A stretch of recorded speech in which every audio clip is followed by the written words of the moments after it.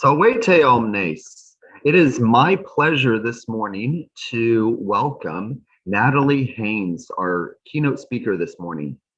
Natalie Haynes is a accomplished writer and radio broadcaster and stand-up comedian.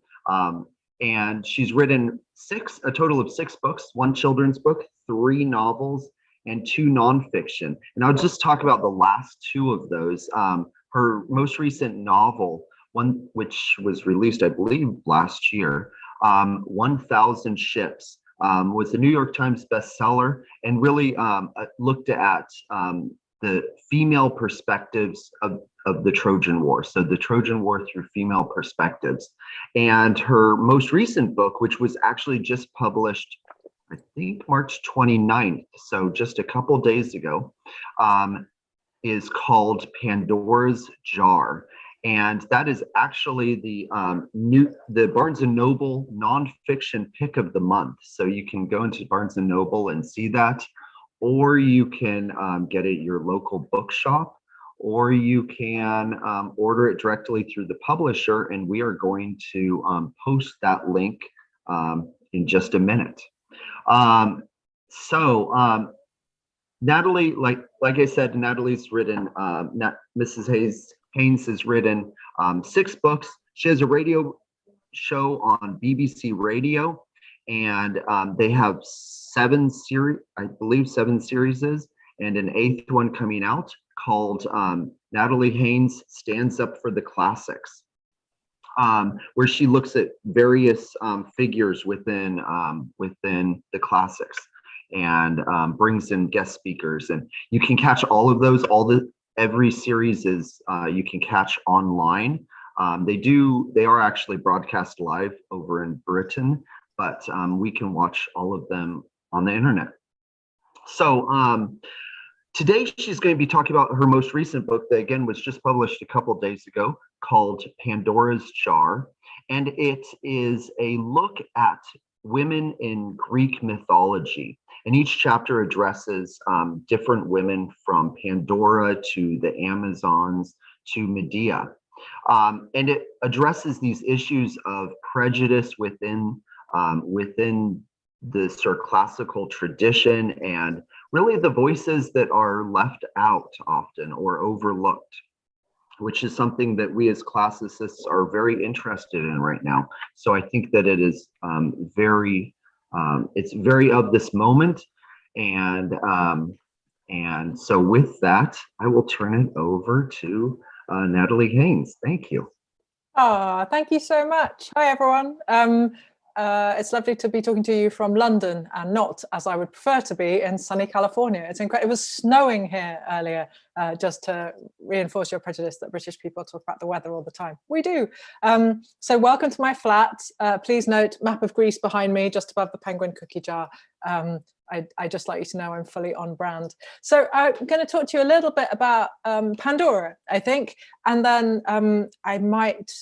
well, we'll see who else we have time to talk about. And you can ask me questions after I've finished rambling for a bit about anything you like. I mean, I might not know about it. So yeah, if I were you, I'd make it relatively classics focused. But if you want to ask me about stand-up comedy or broadcasting or novel writing or any of those things, you're really welcome to. So yeah, there aren't, as far as I'm concerned, there aren't boundaries, and you can do whatever you want. But Pandora, this has been a book title that has stumped plenty of interviewers and journalists over the last, it came out here in, I have no idea. I'm terrible at modern time. I'm only good at ancient time. If you want to know when the Spartans lose their first land war, it's to the Thebans at Leuctra in 371. If you want to know, what I was doing 2 weeks ago, I've got no idea. I'm very, very specific in things I can remember. So I'm going to say Pandora came out here, not last year, but the end of the year before. I think that's true. So it has a bit of a run up here. And so I've been talking about it for quite a long time. And over again, people are like, wait, Pandora's jar? And because, of course, it's one of the very few phrases that has made it all the way from the ancient world into the modern world. There are so few: Achilles' heel, Trojan horse, Pandora's box, except that Pandora's box doesn't come from the ancient world. It doesn't exist as a phrase until Erasmus, who's writing in the 1600s, I think, but I'm terrible at modern history. It's really only the ancient stuff I can do. And honestly, I think any time that after the Romans left Britain is modern history, as far as I'm concerned. Once we get to about Shakespeare, I consider that to be politics. And then once we get to, I don't know, like the War of Independence, then that's basically current affairs, as far as I'm concerned. This is, just so you know, this is the timeline I'm working at. History ends about 400, as far as I'm concerned. So Pandora doesn't have a receptacle of any kind in any visual representation of her story from the ancient world. If we look at vase paintings or sculptures which survive to us today, or indeed ones that don't survive to us today, but did survive until, for example, the time of Pausanias, the 2nd century geographer wandering around Greece looking at stuff, then images of Pandora, she's always shown in the act of being created. She is never shown holding any kind of receptacle at all. And so this, we can conclude, is what the Greeks thought was the most important thing about her, right? That Pandora, when she is created, is the first woman. Before Pandora, no women at all, just men, right? Men, you're descended from Erichthonius, a clay-born man in Athens, and women, we are descended from Pandora, also made from clay, but she is sculpted from clay by Hephaestus, the blacksmith god, craftsman god. And it's done on the orders of Zeus. So Zeus decides that what he wants to do is exact payback, I guess, to find a relatively neutral term, for the fact that Prometheus, the Titan, has stolen fire from the gods and given it to mortals, to mortal men specifically. Women don't exist yet. And this is something that Zeus is planning on doing, but it's ahead of the curve. You know, Prometheus has gone out of line and done it early, and that's not what Zeus wanted. So he punishes Prometheus famously by having him chained to a rock and his liver pecked out every day, because it grows back overnight, because he's a Titan, so he's immortal. I've never really known if the eagle is being punished here as well. It's like, does the eagle only get to eat liver every day forever? I'm vegetarian, so that sounds gross to me. But even if I were an eagle, I'd be like, could I have a kidney? Is there some? No, I don't even know if it's the same eagle. I'm not lying to you. I probably should have committed and found out more about this eagle before I embarked on this small tangent. Anyway, Zeus decides that some sort of retribution is required for the fact that men now have fire. And so what he insists on is that Hephaestus creates Pandora, and Pandora is intended as a kalon kakon. Those are the words given by Hesiod in his Theogony. And so kalon is a good thing, kakon is a bad thing, and they are deliberately chosen, of course, because they are contradictory. This phrase is an intentional oxymoron, right? So she is a good bad Pandora, and that seems to me really appropriate, because fire is also a good and bad thing, right? If you're cold, if you're waiting at night to go to sleep and your little blanket in the forest is freezing cold, fire is a really good thing, right? It might stop you from dying of hypothermia. If, on the other hand, it's the summer and you live in the path of a forest fire, fire is a terrible thing. So fire itself, I would suggest, is morally neutral. It's all context dependent, whether you see it as a good thing or a bad thing. So it would make sense, given that Hesiod gives us this deliberately cancelling itself out phrase, kalon, kakon, good, bad, it would be sensible to see Pandora as morally neutral. But rest assured, that is not what happens, because instead, misogyny occurs. So these two words, kalon, kakon, can mean visually. So a kalos thing is beautiful, a kakos thing is ugly. They can mean moral, good versus evil. They can mean well-made versus badly made. So there are plenty of options. And what happens almost every single time this phrase is translated from Hesiod into English in the 19th and 20th century is that it becomes a variation on the phrase beautiful, evil. Do you see what's happened there? The positive quality becomes visual and the negative quality becomes ethical. So Pandora is beautiful, but evil. Or in the Oxford World's Classics translation, it says she's a pretty bane. It's like, What does that even mean? That's Tom Hardy in Batman, as far as I'm concerned, except he is very pretty, obviously, but you can't see his face because he's got a big mask on. Take the mask off. You've cast Tom Hardy, for heaven's sake. This is not what I've paid my money for, at the risk of, being inappropriate and perving over Tom Hardy. It's only the morning where you are, isn't it? Anyway, sorry, it's Diet Coke. It's not, it is the evening here, but it is still Diet Coke and not beer, in case you thought I was sitting here drinking in an empty flat. That would be acceptable behavior in Britain, obviously, but it's still not what I'm doing. So Pandora is both good and bad, and that's the version of her story that we get in Hesiod. We get Hephaestus, and when he sculpts her from the clay of the ground, to get clay out of the ground, and you can see this on vase paintings of Pandora, they are really strange. You hammer it free.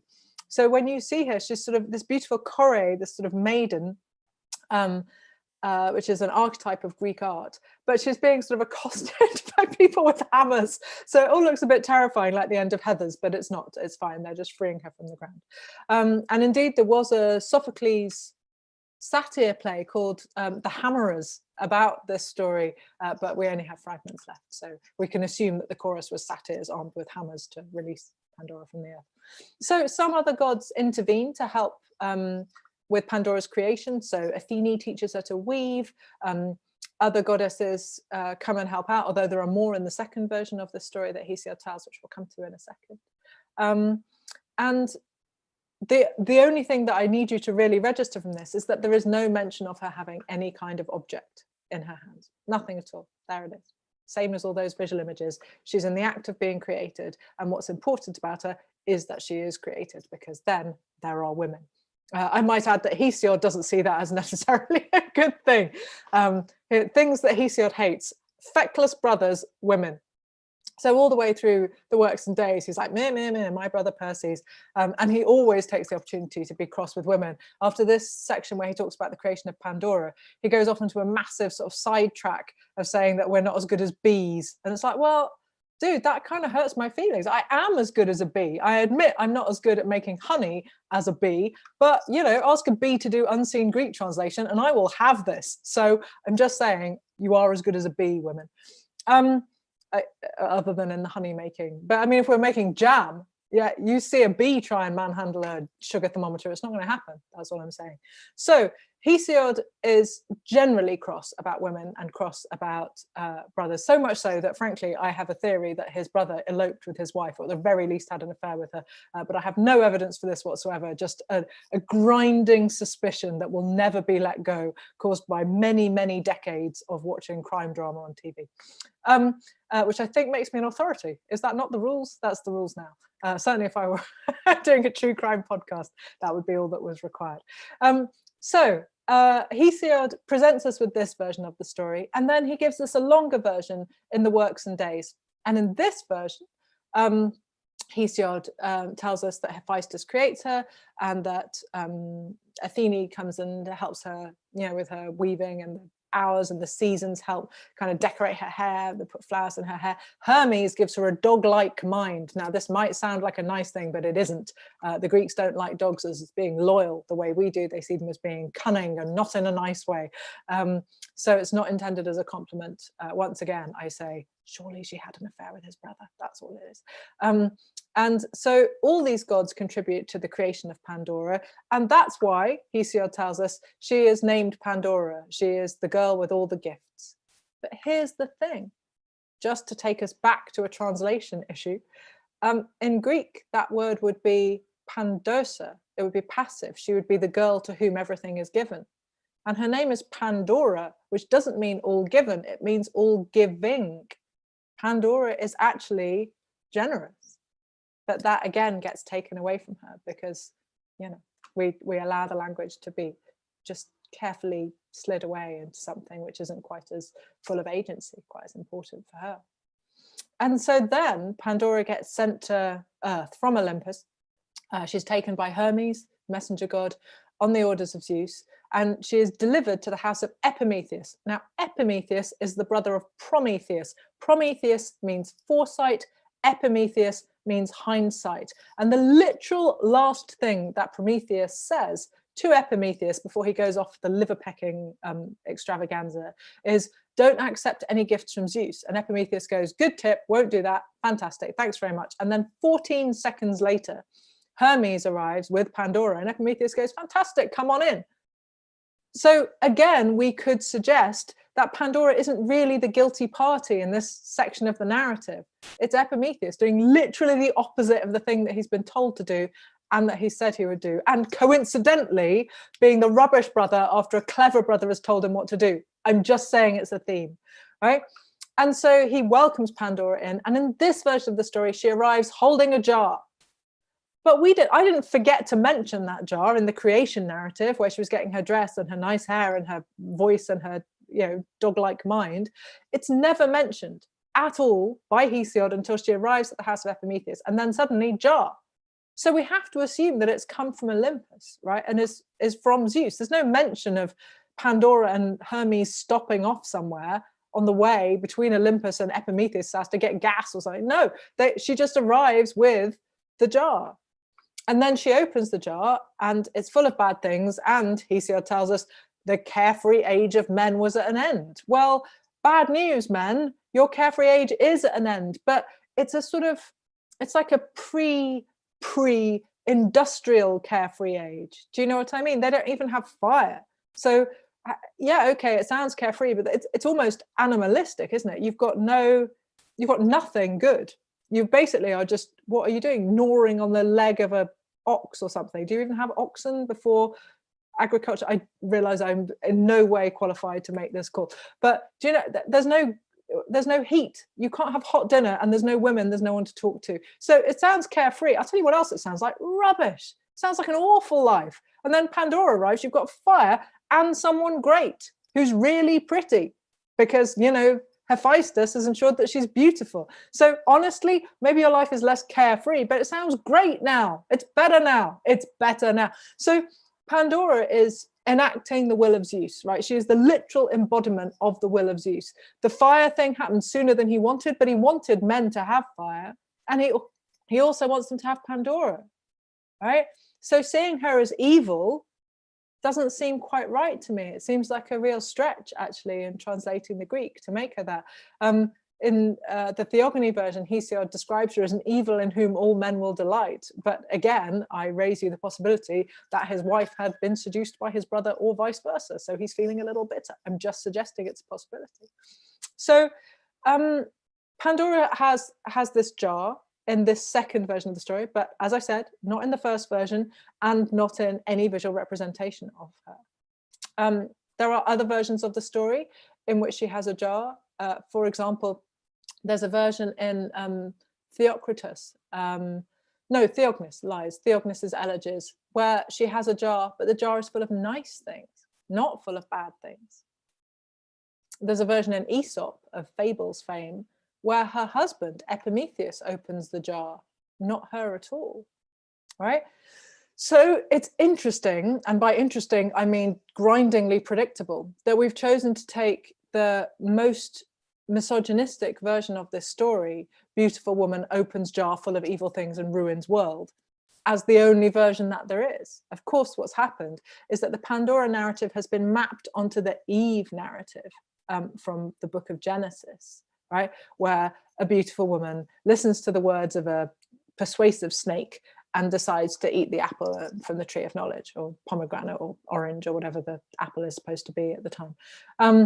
And so you can see how this happens, right? Sometimes a Bible story, not often, but sometimes a Bible story overlies a classic story, and the classic story just gets lost. It doesn't happen often, but I think if I asked even 100 classicists to name the survivor of the Great Flood, 99 of them would probably say Noah before they said Deucalion, who survives the flood in Greek myth. And I think that's probably what happens with Pandora. Right, her story just gets morphed. Eve genuinely is responsible for eating from the tree of knowledge, even if God does also make the snake, and so on and so on and so on. But Pandora isn't always, Like I say, sometimes it's her husband, sometimes it's an accident. It's also worth bearing in mind that it's a jar. And if you've ever seen a Greek vase or jar in a museum, you will see that they are usually patched together because they break easily. If you're going to have all the world's evils and put them somewhere really safe, not wanting them to get out, Zeus, maybe a jar isn't the best place for them if you're hoping on confinement and containment. Right? If this had been the thing they used to store ghosts in Ghostbusters, it would have been a very much shorter film, is what I'm saying. So if you see these vases or jars in context, if you see them in Italy, in Greece, in Sicily, in Christchurch in New Zealand, where they have a fantastic museum of classical antiquities, they're often wired to the wall because all those places are prone to earthquakes. And, you know, once the jar goes, it just breaks. It's made of terracotta. It just breaks. So I think there's a real suggestion, if it's a jar, that, you know, accidents happen, right? And yet when it becomes a box, it suddenly becomes a real act of malevolence to open up the box, which is always attributed to Pandora. And as I say, this doesn't happen until Erasmus, the Dutch polymath, is translating Hesiod from Greek into Latin. And he sees the word pithos, which is the word for jar in Greek, and he translates it to the word pixis, which is the word for box in Latin, and actually also in Greek. And there are various theories as to how this has happened. Perhaps he mixes up Pandora and Psyche. Pandora doesn't have a box. Psyche does have a box. I think it's most likely that he just mixed up the vocab. Pithos, pixis, they are really similar words. And actually Erasmus has form, you know, genius polymath though he was, he does have form for the odd mistranslation. So I wouldn't say it probably, but people my parents' age would say in vernacular English, if somebody is really blunt and says what they mean, my parents' generation might say, oh, she likes to call a spade, meaning to use a blunt, plain word for a blunt, plain thing, right? And that comes from Erasmus's translation too. But here's the thing, the word scapher, which he translates as spade, doesn't mean a spade. It means a hollowed out object like a canoe. So in fact, people should say, oh, she likes to call a canoe.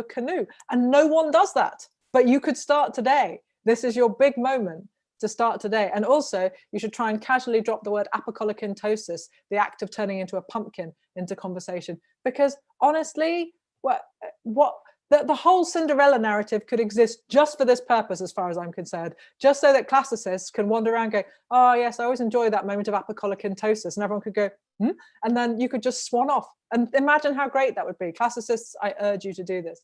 So Erasmus makes a mistake, and Pandora goes from having a jar, easily broken, terrible idea for containing the world's evils, to having a box. And within a tiny amount of time, certainly within a couple of decades, every single visual representation of Pandora shows her with a box, right? And it takes almost no time for the box to go from being like a box to like a strong box. It's got leather straps around it. So having to really make the effort to get all this evil out into the world. And then it shrinks, it becomes smaller. And I should say there is one painting from before Erasmus by a French painter called Jean Cousin, which shows her with a jar rather than a box, but it still slightly manages to load the narrative against her. Obviously, she is shown naked, because although both versions of Hesiod tell us about her lovely dress, it's art, and that's the rules. Women naked, that seems best. Good, thank you, I'm glad we had this conversation. So she's shown naked, and she's got her hand on a jar, and you go, oh, this is a nicer, more measured image. Oh, other hand on a human skull. Well, not so measured after all. It's more, you know, okay, not so much. But the box tends to shrink. One of the more beautiful versions of this myth is painted by Rossetti, pre-Raphaelite painter, and the model for Pandora was Jane Morris, wife of William Morris of the arts and crafts movement, and she was incredibly beautiful. She has this incredible flowing hair. They were having what you can only assume was a fantastically torrid affair. And occasionally I think, what was it like when they unveiled the painting? And this whole social circle of painters, including William Morris, turned up and saw this painting that Rossetti had done of Jane Morris, and were like, dude. I just don't know how to say. He's totally happy. Nothing, it's all fine. Yeah, it's lovely. I particularly enjoyed the work with the color red. But in this version, she's got a sort of jeweled casket. The box has become a really desirable object in itself. And she's just tilting the lid, and this tiny plume of smoke, sort of red embers smoke, is just extending up, and you're like, I don't know what's in the box, but it's definitely terrible. that's all we can conclude. Rossetti made the box that she holds, a beautiful jeweled casket that she holds in her hand, for Jane Morris to model, and they were sold together, the painting and the casket, until the 1950s, when it was lost, which is, hopefully it'll suddenly reappear, and it'll be a really wonderful moment in the basement of some enormously rich person, who should probably have gifted that art to the nation if they don't want me to slightly wish them dead. Anyway, so does it matter? I guess, does it matter that Pandora's jar becomes Pandora's box? Well, I would argue that it really does, because she goes from being a neutral character, a morally neutral character, to being a villain. And it really, it's not only this mistranslation, but it is in part this mistranslation, and the fact that we've prioritized the version of the narrative where the jar has bad things in it and Pandora opens it. As I say, there are other versions available. The one thing that's consistent across all versions of Pandora's story, if she has the receptacle at all, is that one thing remains in the jar. When all the bad or good things fly out, having been opened by either her or her husband, the one thing that remains is elpis in Greek, space in Latin. It's normally translated as hope, but again, it's actually a more morally neutral phrase, expectation, right? So you're not necessarily, you hope for a good outcome, but elpis is just expecting an outcome, something to happen. One of those ways in which Greek and Latin don't quite map onto modern English, you know, like in Greek or in Latin, when somebody says what's new, they mean what bad news do you have for me? Whereas obviously we would now probably say what's new, meaning what good news do you have for me? But there you go. Sometimes the expectations of quite simple phrases are much more complicated than we necessarily think about. So elpis, hope or expectation, remains under the lip of the jar, and even that has been weaponized against Pandora, because of course you can read it one of two ways, right? All the terrible things have come out into the world, but at least we still have hope that Pandora is keeping safe for us in the jar. Or all the terrible things are out in the world and we don't even have hope out there too, because Pandora is hoarding it, keeping it from us in the jar. So this is really all about translation, and how even quite small, quite minor vocab choices can have a huge impact on a story. And sometimes, as I say, there's no malice in it. I don't think that Erasmus had a vendetta against canoes any more than I think he had a vendetta against women. But these really small choices can have really big consequences. Now, since I've talked to you for half an hour about Greek vocab, I thought we might have time for, I'm going to have to guess from your organizers what they think you'd most like to hear about. I'm going to go Amazons. Do you fancy Amazons, warrior women? Yeah, let's do it. And then you can ask questions, but you can ask them about ships if you've read ships, rather than, I realize it's a bit unreasonable to expect you to have already read Pandora, which has been in shops available to you for about 3 minutes. So there's not going to be an exam. But if you'd rather ask, but Amazons appear in ships. So it's the perfect compromise, because of course, Penthesilea is one of the great and most renowned Amazons. But the thing you have to remember about Amazons is that they're always, always, always, always a gang. Right? Even when you have one name checked as a sort of celebrity Amazon like Penthesilea or Hippolyta, they're always a group. And this is really important. They're always thought of in those ways. The historian Hellanicus of Lesbos describes the Amazons as a bunch of golden-shielded, silver-axed, man-loving, boy-killing women. You go, that is a great girl gang, and I would join it. They don't really kill boys, I should say. He's just trying to explain how they have a constantly all-female tribe. And so he assumes they have male children and then exterminate them, but there is obviously not evidence for this happening. But Amazons have, they always appear in Quintus Menaeus' Fall of Troy, when Penthesilea and her women arrive at Troy. This is the version I stole, frankly, for the chapter on Penthesilea and 1,000 ships. She appears with, I think it's 12 Amazon women, but they fight as a gang. And you can see this on art over and over again. Amazons were an incredibly popular image to paint onto vases or to sculpt. There's a fantastic bit in Pausanias where he can see an Amazonomachy, a fight between Greek men and Amazon women, and he counts the number of participants. It's 29, I think, on each side.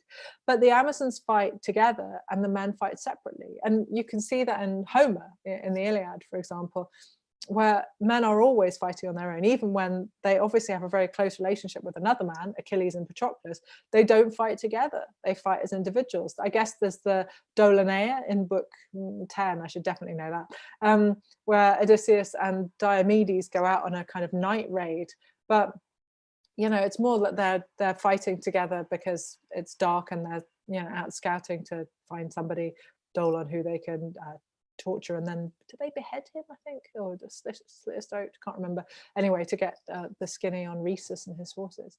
But generally it's a very individualistic fighting culture in the Iliad. It's men fighting for their own individual glory, and Amazons tend to fight as a gang. They tend to have a much more of a sense of solidarity, comradeship between them, certainly compared with book 1 of the Iliad, where obviously the Greek forces are just, you know, put at a standstill because Agamemnon and Achilles can't resolve their differences in any kind of reasonable way, and so sulking and withdrawal are the only options available to them.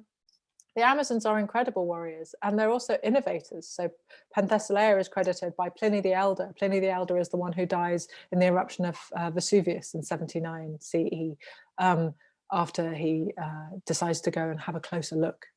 Newsflash, don't do that, not with a volcano that's erupting. You can see it just fine from where you are. And Pliny the Younger survives because he's reading Livy, which just goes to prove that history saves lives, at least one life, at least Pliny's life. Although disappointingly, this means that Pliny lives to write some of the most boring letters ever written in the Latin language, mainly about drains to the Emperor Trajan, who you have to hope had got some kind of, you know, hapless Pliny reader slave to do all the correspondence for him, because the thought of somebody who's trying to run the Roman Empire being sent endless, what do you think about the drains in Bithynia? So I was like, dude, I don't care. I care exactly as much as you expect me to care. I'm busy being the emperor of anyway. So Pliny the Elder says that Penthesilea creates the securus, the fighting axe, war axe. So it's double-headed. So you know, that Amazons aren't just good warriors; they're also innovators in the art of war. And Penthesilea is a really interesting character because she is obviously, there are different reasons for why she comes to fight at Troy, but she is not a Trojan. She comes to fight for the Trojans, but she isn't Trojan. So she is, I guess she can't resist helping an underdog, because this is the 10th year of the war, right? And at this stage, the Trojans have lost Hector, spoiler, their great warrior. And Penthesilea comes to fight on their side. Maybe the Amazons are destined to always fight against the Greeks, and so perhaps it just seems like the right thing to do. I think that's probably part of it. But Penthesilea comes to fight, and perhaps in some versions of her story, the version I chose to tell, she comes to die at Troy for reasons of her own. And she fights Achilles, and she deliberately seeks him out. Now, the fact that she dies very quickly at the hands of Achilles is sometimes not presented, maybe, but understood as a sort of, you know, well, obviously, what do you expect? She's only a girl. But here's the thing. Everyone who fights Achilles dies really quickly. That's what it means to fight Achilles. He's the greatest warrior the Greek world has ever known. Hector dies really quickly when he fights Achilles. And he is the greatest warrior the Trojans produce in 10 years of war. Plus, I might add that when it comes to Hector's moment to fight Achilles, he literally runs away. Don't blame him, because, you know, Achilles is in that mode where he's, you know, described over and over again as being like a lion. You know, he's going to destroy whatever he comes near, kills everybody he approaches. But Hector runs away. Penthesilea runs towards that. So I'll tell you one thing, she's brave. Yeah, okay, she doesn't survive it any more than Hector does, any more than anyone else does when they come to fight Achilles. It takes a god, remember, to kill him in the end. But it does create two of the most interesting vase paintings and certainly one of the most beautiful vase paintings on any mythological subject, both of which are held by the British Museum, which isn't very far from where I live. And one is the crucial moment of death between Achilles and Penthesilea, where he is piercing her with a spear. And it's just an extraordinary vase in which he is so muscled, it looks like an impossible battle for her to even have attempted, and she is dying. And then the second version of this story, or the vase which shows the scene a minute or two later, has Achilles carrying her. It's not a very elegant pose. It's like what we would call a fireman's lift. Does that make sense to you guys? So she's slung over his shoulder. He's sort of lugging her off the battlefield. So here's what's interesting about it. There are other images of this pose where men carry, usually men, obviously, from the battlefield. But this is the only time a Greek warrior carries his fallen enemy from the battlefield, not his comrade, his enemy. In Quintus Menelaus's version, her body is given back to the Trojans with no ransom being paid. Again, think of the Iliad, where Priam has to come and buy back the body of his son in book 24. Penthesilea's bravery is so unquestioned, and her moral rightness is somehow so great that she is simply returned with no discussion by the Greeks, who generally will argue over anything. They're pretty similar to the ones in the Iliad and Quintus Menelaus, but they simply return her, and she's buried with full honor. She's buried by the ancestral king of Troy, because the Trojans feel such gratitude. So Amazons are shown over and over again on vase paintings. They're an incredibly popular design, and that's partly because, I suspect, of some exoticization, right? These are men drinking, out of these beautiful wine cups, or mixing wine in these beautiful wine bowls, at presumably a much less highbrow version of the scene in Plato's Symposium, where they all beautifully discuss love over wine in a philosophical way. I imagine there was a lot more slurring of words, although Aristophanes does get the hiccups in Plato, so you can always rely on a comedian, on most of these vases, you have to assume they were being used in an all-male environment. They're being bought by men, made by men, designed by men, and there may be an element of men going, do you know what I like? Women in tight clothes. I mean, that does happen. I don't want to shock you. And of course, Amazons do wear tight clothes, very unusually for women, or anyone actually, in Greek stories. Amazons wear trousers or leggings. They're quite tight trousers. And of course, Greek warriors, Greek men, don't wear trousers, they wear tunics, and Greek women wear longer tunics. So this is an extremely unusual scene. And Amazon clothes are amazingly detailed. They have these beautiful geometric designs, often zigzags or squares on the leggings, beautiful dotted patterns. There's an incredible version, again, an alabastron, a little perfume bottle about this big, made of alabaster, in the British Museum, where the Amazon on that has got long black kind of curly hair, and it's tied back into a really low ponytail, and then it flares out. She's wearing like a tunic top and slightly wider leg trousers. She could be anyone in the museum. The clothes are so similar to what people visiting the museum might wear. She has weapons and you can't, because you get checked on the way in, just in case you were wondering. But in other regards, she is incredibly similar. And sometimes they have a tunic which has like little squares on it, and it looks like a design, but it's actually probably armor. The word is linothrax, I think, in Greek. So they are little squares of leather which have been stuck to the linen tunic in order to provide extra protection for your internal organs. Essentially, that's what it means to fight in a war.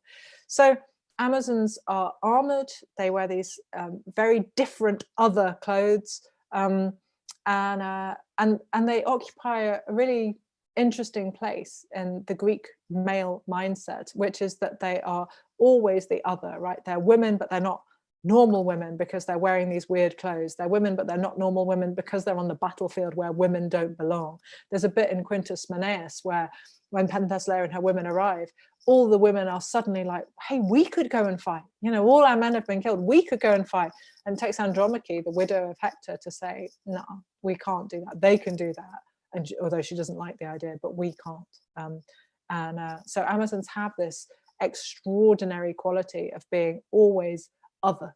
They live in Themyscira. Interestingly, when Warner Brothers created their Wonder Woman universe with Amazons in it, because obviously Wonder Woman is an Amazon in this narrative. They live in Themyscira with the vowel and the I and the Y swapped. Obviously it would be a U in Greek rather than a Y, an upsilon anyway. And I've never been able to prove this, although I did ask when I was writing Pandora's Jar, but I assume it's for copyright reasons, right? So that they could copyright the home of these Wonder Woman Amazons as being very, very similar, but not quite the same as the versions in ancient Greek myth, which obviously everyone can write about because they are, free and out of copyright. So it's a really interesting point, I think, that in the first Wonder Woman movie with Gal Gadot, she's taken away from the other Amazons. So it goes against the grain of ancient Amazon narratives where Amazons are always fighting together. We get that Amazonomachy quite early, where they all fight on fight them on the beaches. That's a quote from Churchill. So they fight there. And then, of course, she leaves behind her ancestral home. She leaves behind Themyscira to go and save. But in that version, very interestingly, war is presented as an unambiguous evil, and the god Ares is seen as an unambiguous villain. So it's really interesting to compare that with ancient versions of the story where Penthesilea is the daughter of Ares, and war isn't at all an unambiguous evil. Being glorious in war and dying in war is seen as a much more positive thing in the Iliad than it certainly would ever be seen, I would suggest, in contemporary culture, which I find fascinating because very many more people then would have had direct experience of war than do today, at least in the West, where these films are being made. And yet we have a much more unambiguous attitude to war. I guess for the Greeks, the ability to win a defensive war in particular was incredibly important because, you never knew who was going to attack you. So, yeah. Always worth considering. I have talked for 40 minutes, so I should let you ask questions. Otherwise, we'll run out of time because of my crushing narcissism, which wouldn't be the first time this has happened. Well, thank you very much. Hopefully everyone enjoyed that. Oh gosh, I've got, since I introduced, I'm going to take the opportunity to ask the first question. And maybe this idea of agency, actually, maybe I'll start with the comments. This idea of agency is really interesting. I think in America, the Virgil is on the AP exam. So most high school Latin students eventually read Virgil. And the idea that every time I read it, I forget about all of the other people on the ship, because we get this like depictions of all the men doing their thing, and in the storm, the men are described. And then you get to episodes like in book 5, where the women are are sort of prompted to light the ships on fire and express their dissatisfaction at being constantly moved. And we go, oh yeah, this is actually a whole community. You have sort of children and women, but they get pushed to the peripheries in almost all the narratives. And they lack a lot of pretty much all agency throughout much of the Aeneid, with obvious exceptions. I did want to, so the question I wanted to ask was somewhat related to that, is that I feel, first of all, I loved 1,000 Ships. I'm really enjoying Pandora's Jar. And in both of those, I feel like I want to ask you about something that's not in either of those, who is on the shadow of each of those. In your afterword to 1,000 Ships, I think you mentioned Dido.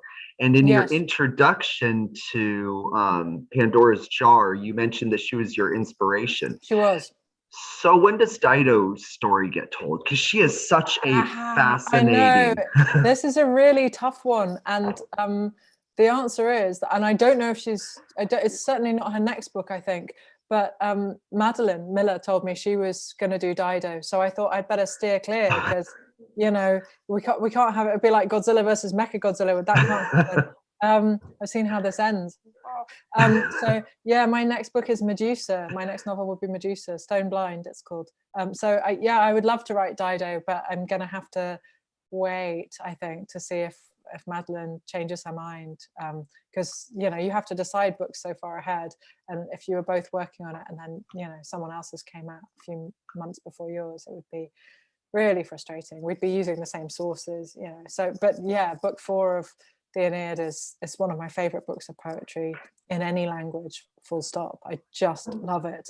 So I don't know, a friend of mine reckons that we retell Greek myth when there's like an injustice done.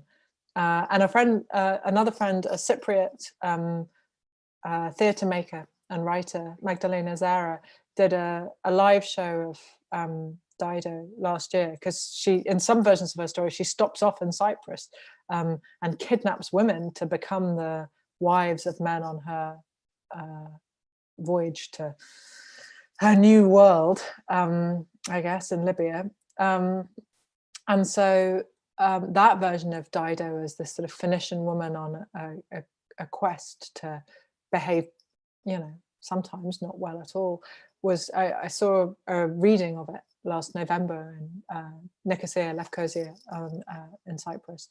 And it was really incredible. And so I think there's an argument to be made that we write these stories to fill in the gaps that were left. But I'm so biased. I just love the Virgil version, even though I know I'm not supposed to, because she is rendered a villain. I don't see it as that at all. I don't see her as being villainous in Virgil's version, but I realize I'm very unfashionable in this. I think it's beautiful. But then, you know, it's always the way with me. I love sort of big, grand, romantic gestures and, and an early death. That's always what I like in everything. So yeah, I'm a terrible, terrible, terrible person to ask. But I would love to write her.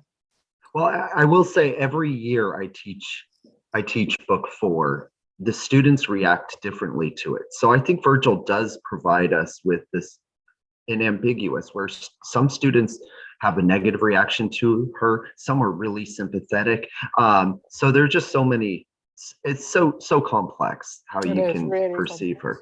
So. Okay, so we are going to, I think Sophia is collected some questions, so she's going to take over.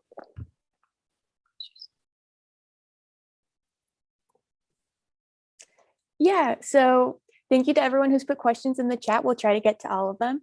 Our first question is, I find Hesiod's brother issues very fascinating. Do you have thoughts, or is there a scholarly debate whether Hesiod was projecting himself onto the Prometheus-Epimetheus relationship?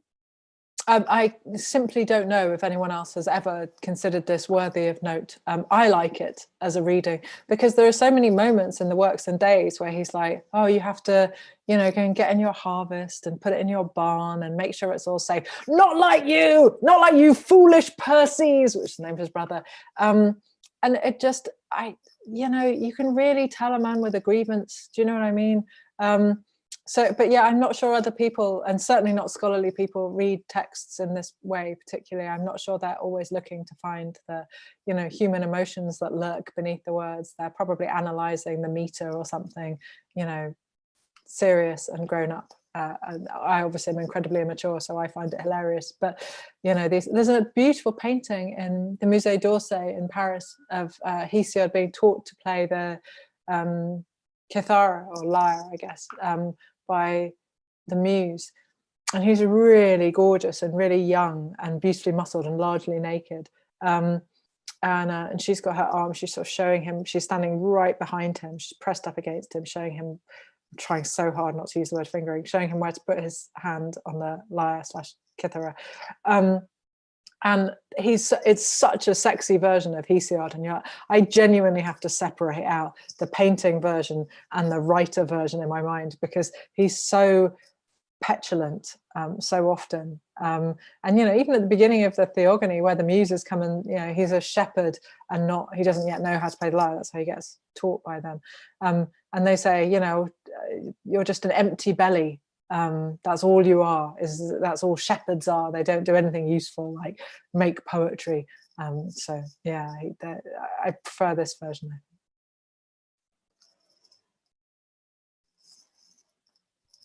We also had someone who was wondering if you could share some more about Stone Blind. Oh, I can. Yeah, I can. I haven't been allowed to, but I can even show it to you, which I don't think I've ever been able to do before. Hold on a second, because I've just finished editing it. Don't register from this how much crap there is piled up on top of my printer. But yeah, I can even show you that it exists. There it is. There it is. So I wrote the story. I wrote a chapter of Pandora's Jar on Medusa, because I thought for ages that she would be an interesting person to do. And she was, that people always think of her as a monster, but in fact she is the first monstered rape victim, or rape survivor, if you prefer. She is a woman who is assaulted by Poseidon, and the response to that assault is that she is cursed. So she, before that point, in some versions of her story, in Pindar, for example, she is beautiful. She is Euparu, he describes her as having beautiful cheeks. And in Ovid's version, in the Metamorphoses, she has beautiful hair. It's her hair which is the most glorious thing about her. And so, of course, it is the hair. It's her hair which is destroyed when she's cursed, and it turns into snakes. And Gorgons are often shown with snake hair from long before this narrative. So perhaps it's a way of imposing this sort of story onto the Gorgon heads, in particular Gorgoneia, which are really early in Greek art, and indeed in Greek poetry. Agamemnon has a Gorgoneia and a Gorgon head on his shield in the Iliad. And when Odysseus goes down to the underworld, the Nequia sequence in the Odyssey, he's very brave about everything, and obviously it's quite a perilous undertaking. And then after he's been down there for a while, and he's had a chat with his mother, discovering she is dead, disappointing. He has a chat with Achilles, and then suddenly he panics. And the reason that he panics and leaves the underworld very quickly is that he fears that Persephone will send the Gorgon head after him. And so for at least in this part of the narrative, it's not just a symbol, it's real. The real Gorgon head really lives in the underworld and really chases after people, or at least that's what he fears will happen. So I wrote her chapter in Pandora's Jar, and I got to the end of it, and I was so angry for her. I was angry for her and hurt by what happens to her. And I'd written, I don't know, 9,000 words on her. I thought, I guess I owe her a book. I'm not done here. I was angry at the way there's that sculpture called Perseus Triumphant. And it's like, well, it's only triumphant if it doesn't look triumphant to me. To me, it looks hateful, where he's holding up the decapitated head of Medusa.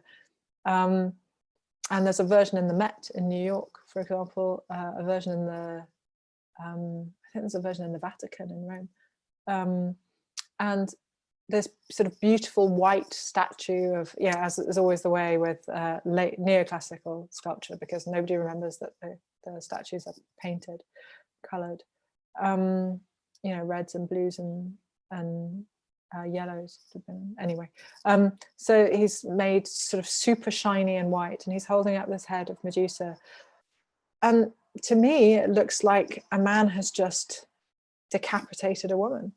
That's what it looks like. There's an extraordinary vase also held by the Met, where he's sort of creeping up on her, and he's got the harpe, the curved blade sword, and she's asleep, and she's beautiful, and she's asleep. She's just got these two tiny lines for her shut eyes, and it looks like exactly what it is. It looks like a man accosting a sleeping woman and murdering her. And I thought about how we always see her story from the outside. We look at her and think, how can I save myself from this destructive monster? But when we look at the Midas story, he can turn everything to gold, but he can't not turn things to gold once he has the power. It's, again, in Ovid's Metamorphoses, everything he touches turns to gold. So when he tries to eat and drink, it turns to gold, and he can't. And with him, we always look at his story from the inside out. We always think, what would it be like if everything I touch turned to gold? So, well, why do we do that? Why do we see her as a monster? He could kill you by turning you to gold, but we don't see him as a monster. We see him as a foolish man who, tries to get rich quick, essentially. And so I thought, I owe her a novel. So that's what happened with Stone Blind.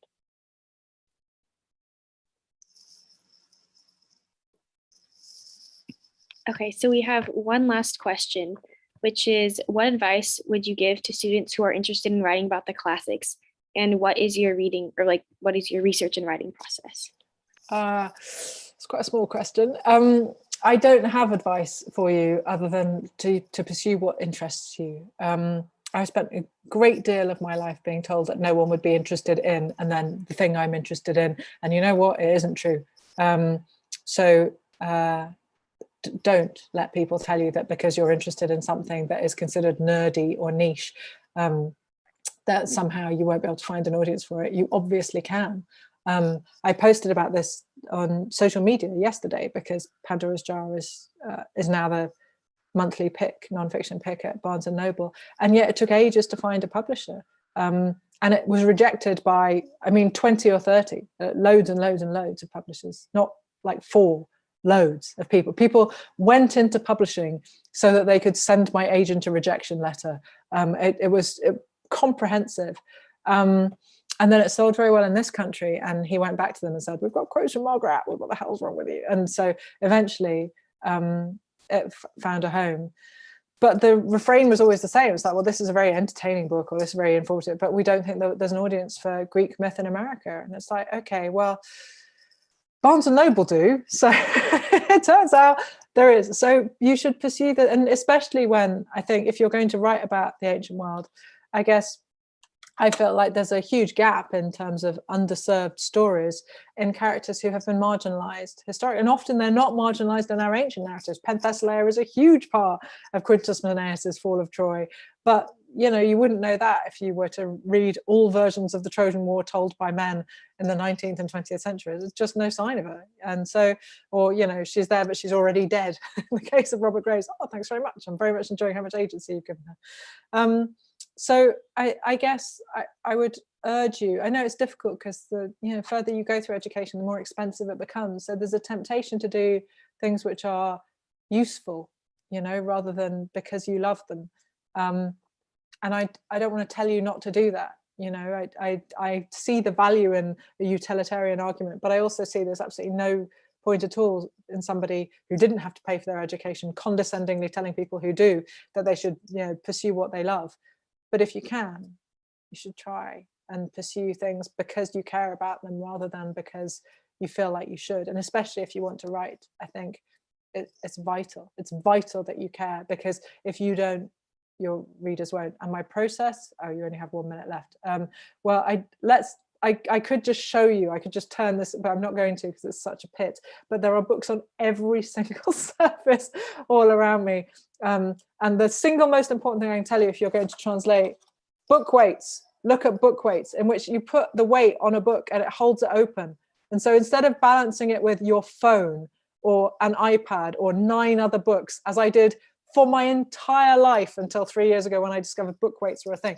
Book weights, they will revolutionize your existence. That's all I'm saying. Book weights. Thank you so much. That was really entertaining, really informative, and You're welcome. And I'm really looking forward to finishing, because I actually started Pandora's Jar. And I look forward to the next novel. I do like the fact that you went from a novel inspired a nonfiction that has inspired another novel. I have to swap because they drive me. The novels make me crazy and sad because they're always about awful things. So I have to then kind of allow myself to recover by writing nonfiction where I talk about the awful things, but I don't have to imagine myself in them, and then I can go back down the trauma route. Devastating. My mum is like, could you write a happy book? Well, thank you very much again. Pleasure. Hopefully everyone can, on your distance out there, if you can give Natalie a big round of applause, and thank you very much. Anytime. Thank you. Thank you.